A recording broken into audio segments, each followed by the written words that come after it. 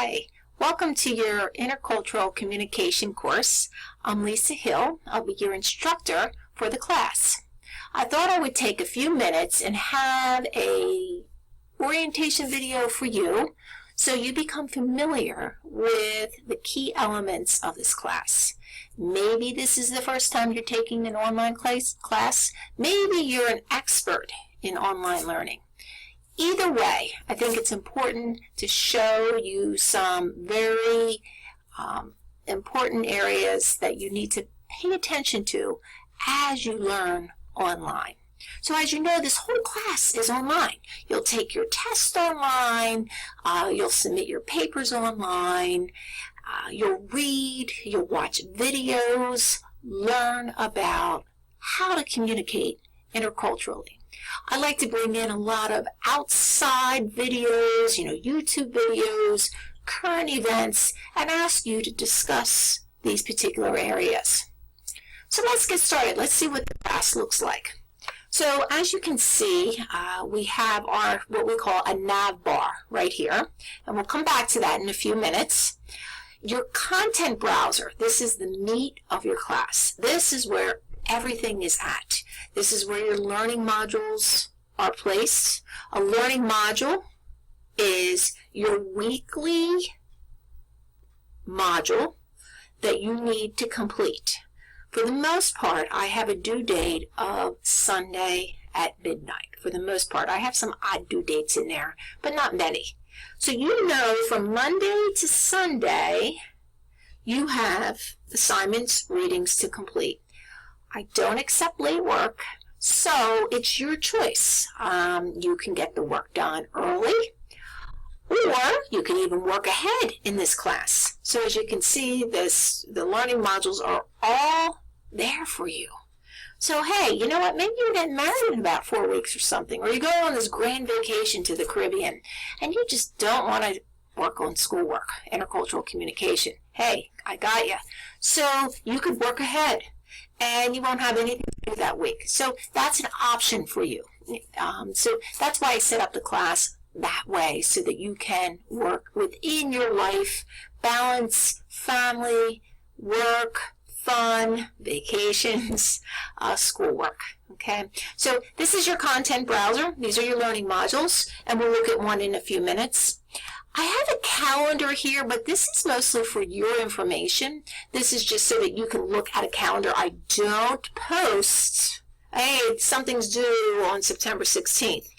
I want you to go through the learning modules and find what you need to do. Because in the past, unfortunately, I've had some students just kind of click on these areas, seeing what's due, not doing the preliminary work, and they failed. So, I'm setting you up for success, and that's why the calendar is completed that way.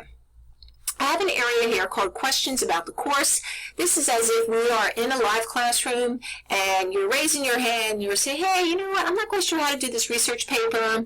And not only will I reply, but your peers will reply. So when you see questions posted here, please feel free as a peer, as a classmate, to answer them. Actually, that's pretty much why I have that there. I may intervene, I may put some information, I may reply as well if I find something's not going on the right track, but this is more of a classroom environment.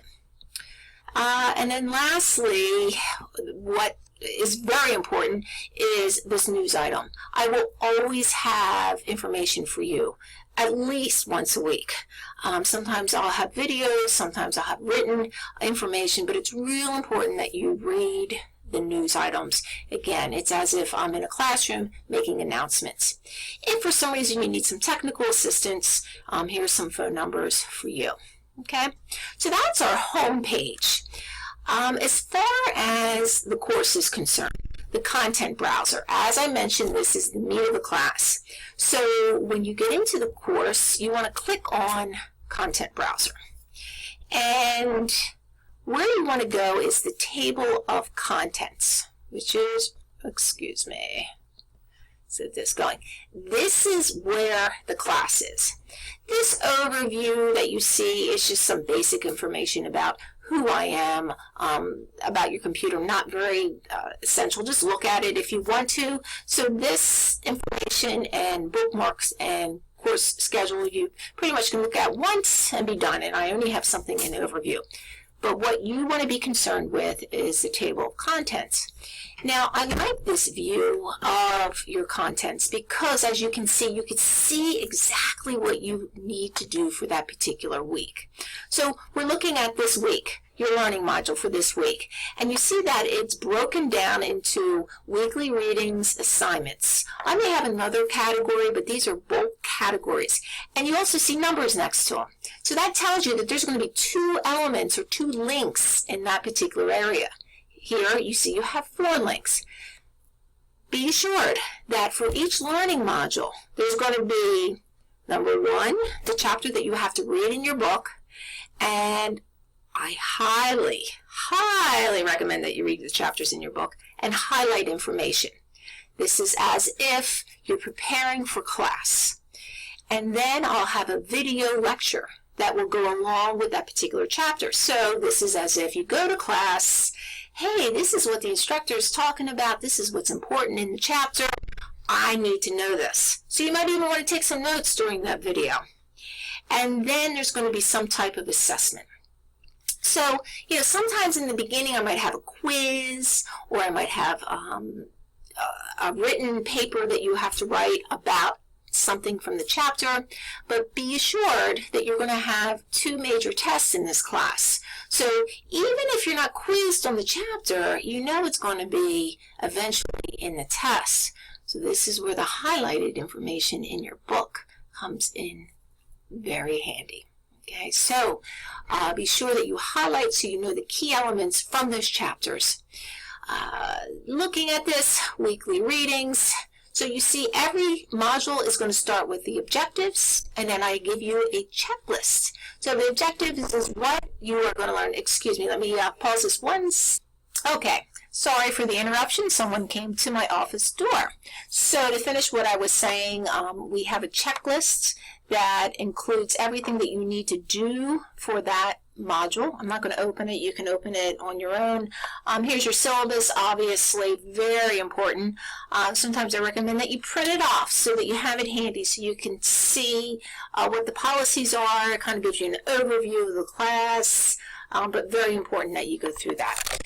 As we continue through the module, you see you have your chapter 1 PowerPoint. So you would have read in your objectives and your checklists that you needed to read chapter 1. Then I have the PowerPoint that goes along with it. That's the lecture. You have to see my ugly mug and my scraggly voice. I know that the voice, the volume, or the acoustics with this is not the best. But go through the chapter, each of the videos, and then we have our assignments or assessments. And you have 3 for this particular module that you need to complete. And then this is a semester-long assignment, something you could do anytime during the semester. The assignment is due at the end of the semester. It's a thoughtful act of kindness with someone from a different culture, a different socioeconomic status, someone from a different subgroup. It'll explain it in that particular assignment. Okay, so that's what a module looks like. So, just going up here to October 10th, you'll see, again, the same thing. Objectives, read them, the link, checklists, the video, you've read the chapter, you watch the video. Sometimes I throw in some type of outside video, perhaps, that reinforces the information, and then the assignment. Okay, so that's what a module looks like. The nav bar is just a quick way to get to certain areas of the course. So you can just see here quickly all the assessments. When I ask you to write a paper and put it in the Dropbox, that's where your Dropbox is and where you put the assignment. You can see your grades. Here are quizzes, a quick way to get to them. Obviously, they're in the learning module, and that's the way I want you to get to quizzes. But also, it's there as well, rubrics for each of the areas. Communication, you could see the class list. Quick way to get to discussion posts. Please know that when I have a discussion post, in other words, a discussion post is a question about that particular chapter, I ask you to answer it, and then sometimes I ask you to reply to 3 students or 5 students, so that develops a dialogue online. Sometimes I don't ask you to reply to students, so don't feel it's always going to be there in a discussion post. When there's a question, you're going to answer it, and then sometimes you will then discuss or answer other students or respond to other students as well. Resources, just some other quick resources. Smart Thinking is tutoring. A system check. I would do your system check right now after this video to be sure that everything is copacetic for the course. Library is a quick way to access your library, but I've given you a LibGuide. I'll show you that in a minute. And user progress. Guys, that you would see that as a faculty member. I'm not in the student mode. I could see everything as an instructor, big brother, big sister. That's who I am. In other words, how long you spend on an assignment. You can't just turn on the computer and go into the class. Everything is documented online, just FYI. You won't have that edit, and then this is the LibGuide, a library guide for you, and when you're ready to write your research paper, your papers, you can use that as your guide. Okay, so that's your nav bar, and let's just go back to the home page of the class, and I'm trying to see if there's anything else I should cover for you. I appreciate your time. I like to keep videos within 15 minutes. That's ideal for online learning. And sometimes I will offer videos as a news item, but a lot of times I'll write information. So remember, don't forget to go into your news item. So to conclude, I do want to say, I want you to succeed. My job is, and it's not even a job, I love teaching. I've been teaching for many years, taught at Penn State. I've been with Hack for almost 20 years. I have taught and I still teach in the classroom, but I teach 100% for virtual learning. So I'm here to guide you, to help you. How do you get a hold of me? You'll see in the syllabus that my email address is lkhill@hack.edu. That's my work email. Obviously, you can email me through the course, but let me give you a secret. I check that Hack email several times a day. A little OCD with that, maybe, but that's where my work is. So if you want an answer within the day, during the week, most likely you'll get an answer faster. I have office hours and I have a phone number for you to call because heck, we could talk on the phone, and I can guide you or answer any questions that you may have. Also, I might have some Google Hangouts where that will be helpful for you, where we can interact directly through Google Hangout. But contact me if you have any questions. Don't, stay proactive with the class and you will definitely succeed. I really think you will enjoy this course. A lot of different types of videos, readings about our globe, about intercultural communication. And if you're a communication major or you're just interested in communication, surely you will enjoy reading and learning about different techniques of communication interculturally.